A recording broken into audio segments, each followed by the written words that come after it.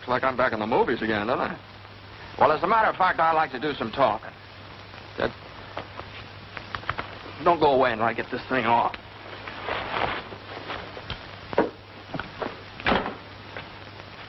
Now, it isn't as if it was a chore for me to talk to you because I want to speak on my favorite subject, the Army Air Forces. I can't speak from long experience. I've only been in the service a year, but I've learned a lot about what the Air Forces have to offer. That's what I want to talk to you about. Right now, the greatest mass mobilization in the history of the world is taking place.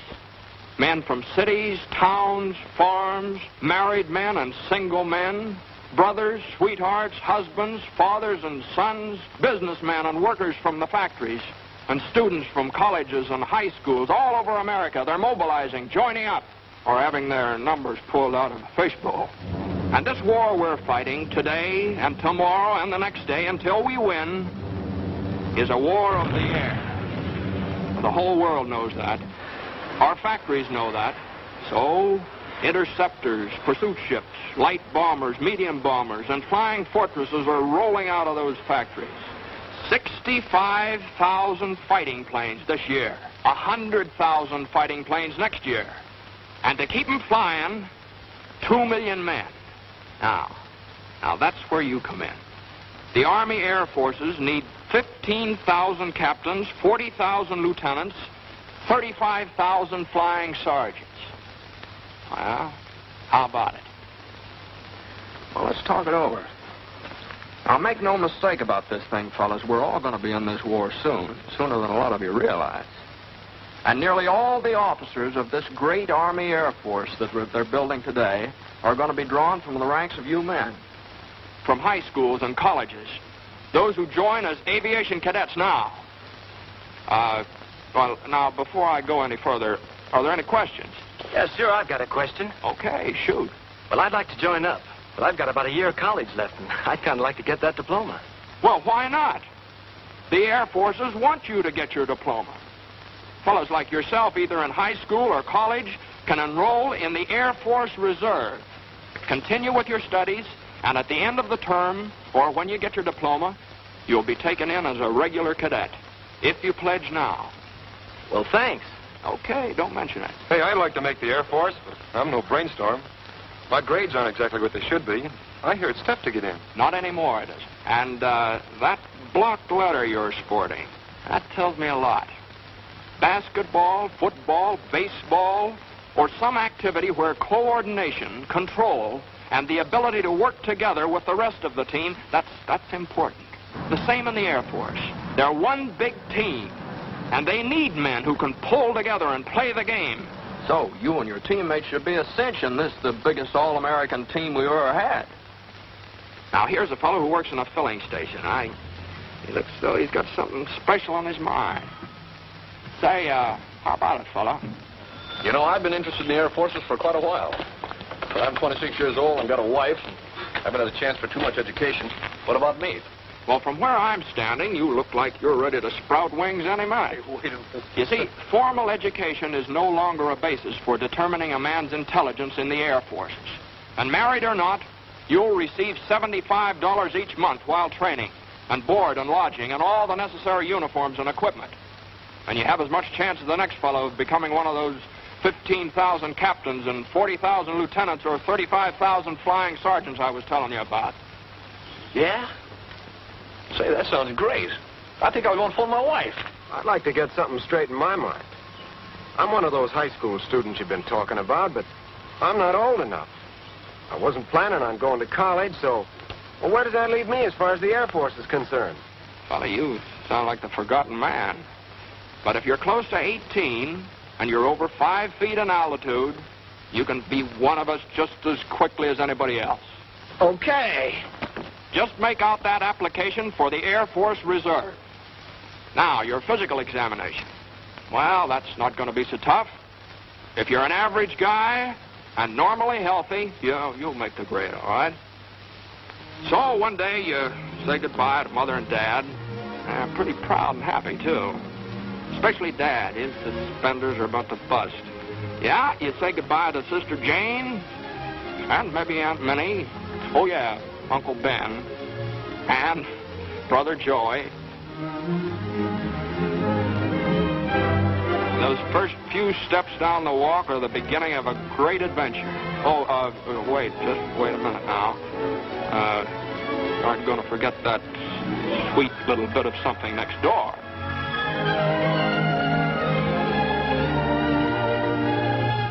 And you're on the train with a lot of other fellas. Probably many from your own school or neighborhood. Oh, yeah, I forgot to say, Uncle Sam bought your ticket. And your destination reads any one of a number of reception centers, maybe in California, maybe down in Texas. It's here that lasting friendships are made because you and your teammates are aiming for the same goal. That big, beautiful, wonderful V that spells victory. And now it begins. Now, here's a sort of a composite picture of what happens to you in the first few weeks of your aviation cadet training. You find your room. Meet your roommate, get a haircut, Army style, and try on a new pair of shoes and a new uniform that really fits. Then, time to eat. Those chops are on the fire. Eat with a few hundred other guys just as hungry as you are. In ground school, officers with years of experience patiently explain what makes them fly. And then one day, when class is over, you get all rigged out in what the well-dressed birdman will wear. You feel like quite a guy as you meet your flying instructor. But always in your memory will be the thrill of that first beautiful morning when you took off for the first time. Now, what you're going to see next isn't considered exactly a part of the regular training course. But you're a chump if you don't include it in your curriculum.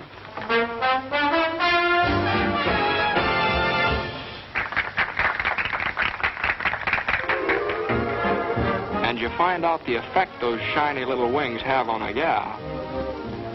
It's phenomenal.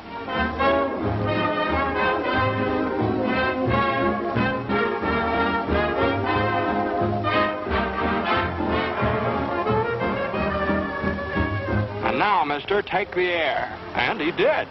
Well, time has marched on. And here you are, cruising along in a BT. That's basic trainer to you. And twisting your tail into a few acrobatics and loops and barrel rolls and snap rolls. Some fun, huh? And a few more weeks roll by. You find yourself in still another plane. An advanced trainer this time. Yes, indeed, you're really getting up in the world at the rate of nearly 200 miles an hour. But you think this is something. Well, now, just wait. Fellas, shake hands with Mr. B-17 and a few of his big brothers. Now, watch out now, he's tough. Those four motors roaring through the sky like a thunderstorm, they can't fool with them.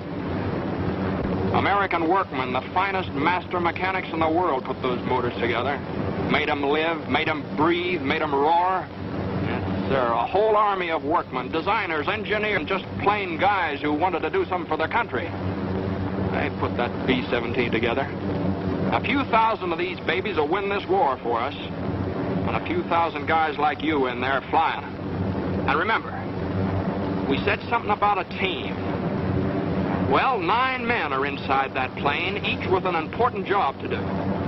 So let's go in and take a look around. Let's meet the team.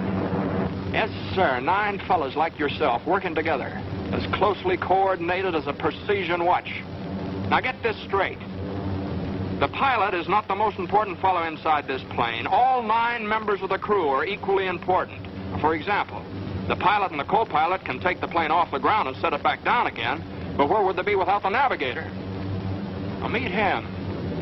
He's the gentleman sitting right there with his pencils, calculators. He's responsible for getting the giant bomber to its destination and back again. Now, you might like his job. Now, this fellow's a second lieutenant, draws $245 each month, and although he was good at mathematics, he didn't graduate from college. But he learned that the Air Forces could use his talents. And now he's a necessary part of the team. And now let's go up into the nose of Mr. B-17 and meet somebody who has an important job in that department.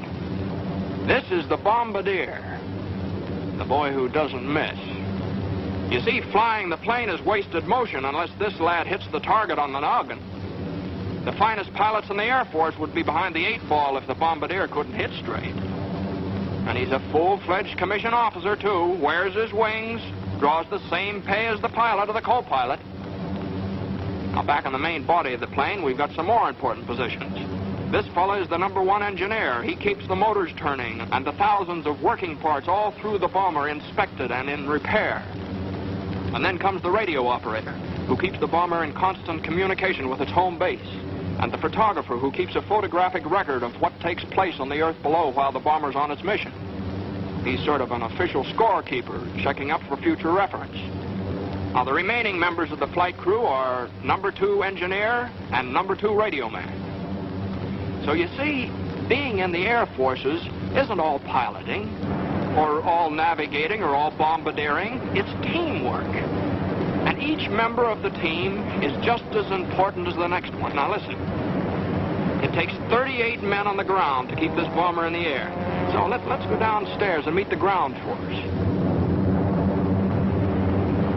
Jobs? Why, there's one to fit every kind of fellow who wants to play on this all-American team.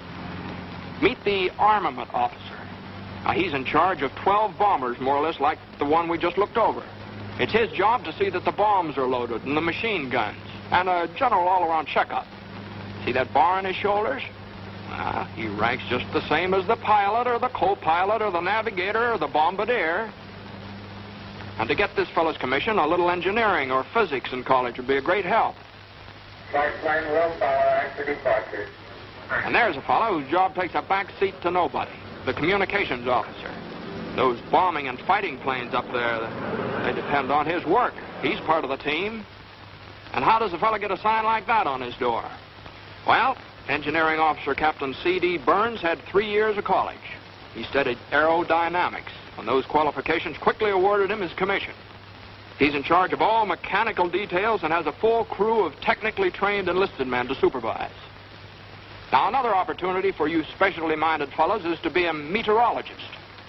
If you do, you'll be assigned to a post where all military missions will be guided by your reports.